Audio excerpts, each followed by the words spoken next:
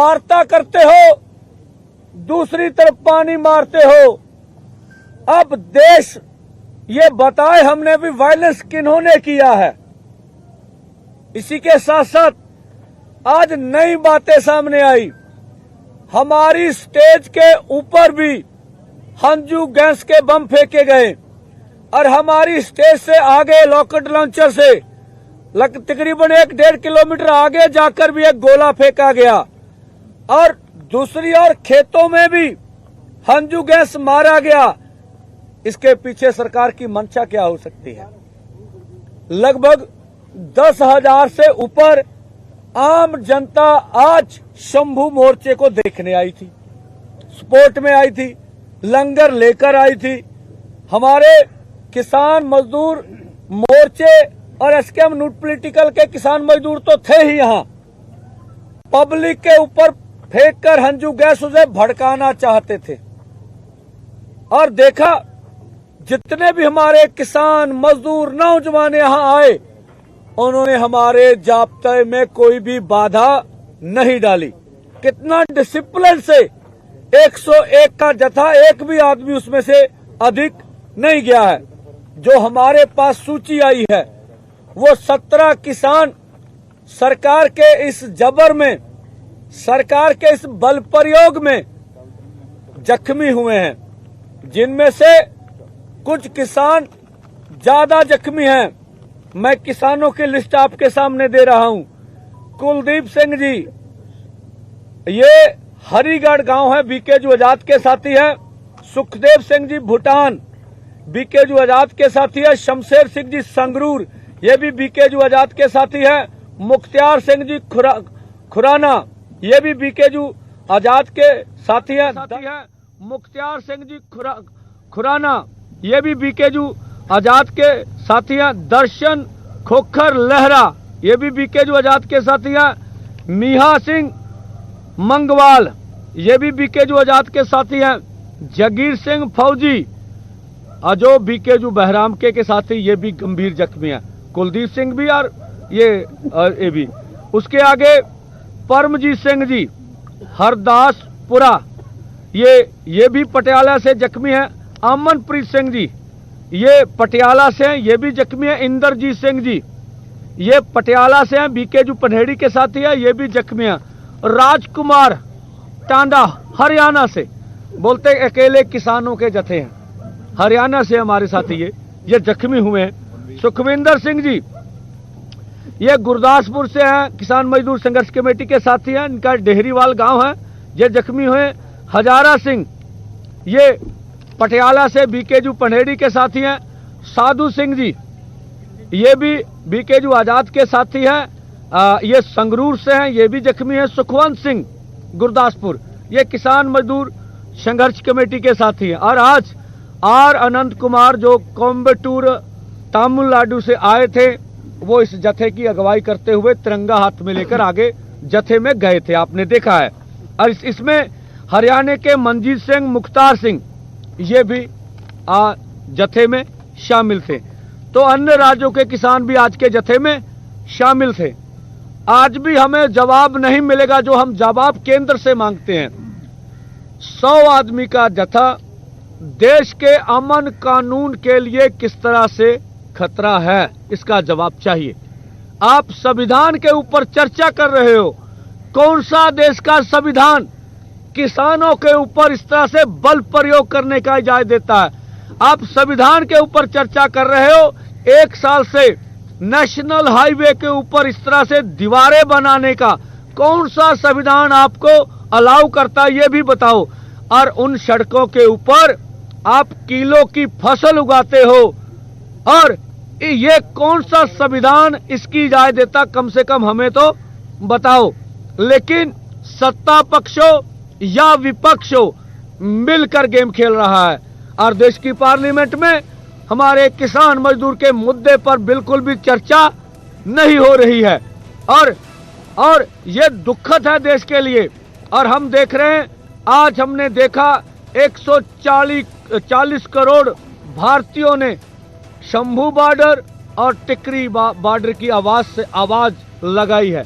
पूरे देश भर में, खनौरी बॉर्डर पूरे देश भर में हमारी बात, हम बेशक बैरिकेड से आगे ना जा पा रहे हो, हमारी आवाज पूरे देश भर में जा रही। हर माँ, हर बहन, हर बेटी के पास हमारी आवाज जा रही है। लेकिन दुख की बात है, हमारे प्रधानमंत्री के कान कारपोरेट ने बंद करके रखे हैं। प्रधानमंत्री के कानों में हमारी आवाज नहीं जा रही है।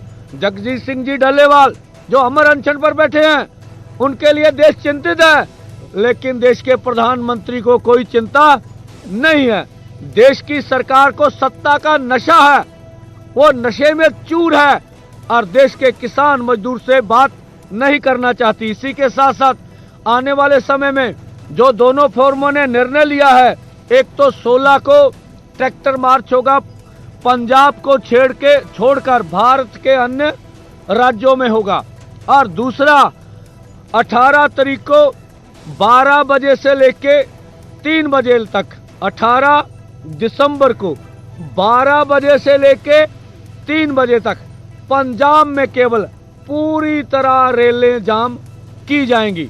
और हम पंजाब के पूरे किसान, मजदूर, नौजवान, व्यापारी, रेडी फड़ी वाले, विद्यार्थी, मुलाजम, सभी तबकों को अपील करते हैं, अगर ये मोदी जी का प्रहार रोकना है, अगर जगजीत सिंह डल्लेवाल का जो अमर अनशन है वो मांगे पूरी करे, जीत में मोर्चे को बदलना है, उठिए। 3 करोड़ पंजाबियों, आपको ये चैलेंज है, कोई भी पंजाब का कोना नहीं छूटना चाहिए जहां रेले जाम नहीं होनी चाहिए। एक बात का ध्यान रखिएगा, जहां प्लेटफार्म हो, जहां रेल का फाटक हो, वहां पर रेल जाम करने के लिए आप जाइए, अन्यथा जगह पे जाएंगे तो एक्सीडेंट हो सकता है। रेल स्टेशन के ऊपर और रेल फाटक के ऊपर जो है ये रेलें जाम होगी। और हम लोग कल भी आपको अपील करेंगे 11 बजे पीसी करके, जो भी गंभीर जख्मी हैं, कुछ हमने और भी आपसे बात करनी है, तो कल 11 बजे शंभू पर ही पीसी होगी। फिर हम खनौरी भी जाना चाहेंगे वहां की परिस्थितियों का जायजा लेने के लिए। कल जरूर आप आए, अभी नहीं, पीसी होने दीजिए, सभी बोलने दीजिए, सबको बोलने दीजिए, ठीक है। हाँ, रेल रोको अकेला पंजाब में होगा, ट्रैक्टर मार्च पंजाब से बाहर के अन्य राज्यों में होगा, अभी सभी को बोलने दीजिए। मैं आपके सामने ये रखना चाहूंगा, इनके ऊपर एक्सपायरी डेट है भाई, ठीक है जी, एक्सपायरी डेट है, ये 2023 के है, ठीक है, हाँ ठीक है जी। ये किसानों के ऊपर मारे गए हैं, हैं जी, लो जी, ये 1 साल से ऊपर एक्सपायरी है। ये क्यों करते हैं? कल को अगर कोई कमीशन बैठ के इसकी जांच करेगा तो ये सरकार के रिकॉर्ड में पाए नहीं जाएंगे। मोदी जी के हथकंडे हम बहुत अच्छी तरह जानते हैं, ये रिकॉर्ड में होंगे नहीं, ठीक है। रिकॉर्ड चेक करेगा ना कोई कमीशन भी किसानों के ऊपर बल प्रयोग करने के लिए क्या किया गया। तो ये देखिए, अनलीगल तौर पर जो संविधान दिवस है, अब संविधान को सिक्के पर टांग कर क्या किया जा रहा है, या ये देखिए, ये जो कल आपको दिखाया था पिन निकाल कर जो बम फोड़े जाते हैं किसानों के ऊपर, ये सब उन्हीं की तस्वीरें हैं। रबड़ की गोलियां आज बहुत जोर से चलाई गई, ठीक है, वो पानी के बहाव में बह गई, वो भी हम उपलब्ध करा देंगे। अभी हमारा जत्था थका हुआ है, पानी से भीगा हुआ है, वो अपने आराम के लिए गया हुआ है। और ये आज का घटनाक्रम है। मैं भंगू साहब एसकेएम नॉन पॉलिटिकल से, वो भी अपनी बात रखेंगे। हाँ जी, ना अभी नहीं, पीसी पूरी होनी है। पत्रकार दोस्तों, एक पासे देश ਦੇ ਪ੍ਰਧਾਨ ਮੰਤਰੀ ਬਾਹਰਲੀਆਂ ਕੰਟਰੀਆਂ 'ਚ ਜਾ ਕੇ ਬੜੇ-ਬੜੇ ਦਾਅਵੇ ਕਰਦੇ ਨੇ। ਤਾਂ ਕਿਸਾਨ ਆਗੂ ਸਰਵਣ ਸਿੰਘ ਪੰਧੇਰ ਦੇ ਵੱਲੋਂ ਬਕਾਇਦਾ ਪ੍ਰੈਸ ਕਾਨਫਰੰਸ ਕਰਦੇ ਹੋਏ ਵੱਡਾ ਦਾਅਵਾ ਕੀਤਾ, ਵੱਡੀ ਜਾਣਕਾਰੀ ਦਿੱਤੀ ਹੈ ਕਿ ਅੱਜ ਸਾਡੇ 17 ਕਿਸਾਨ ਜ਼ਖਮੀ ਹੋਏ ਨੇ।